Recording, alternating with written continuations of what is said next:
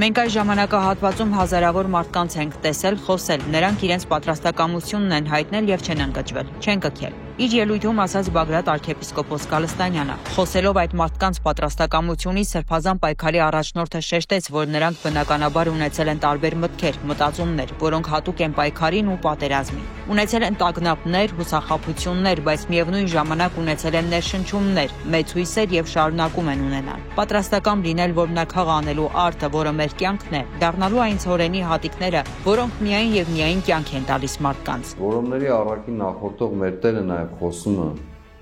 սերմնացանի մասին,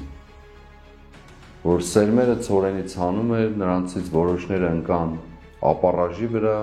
խորունկ արմատ չունեցան եւ արևը այրեց, որոշները ընկան ճանապարհի եզրին եւ թռչունները տարան, որոշները ընկան որոմների մեջ, փշերի մեջ, տատասների մեջ եւ խեղդեցին այդ փշերն ու տատասները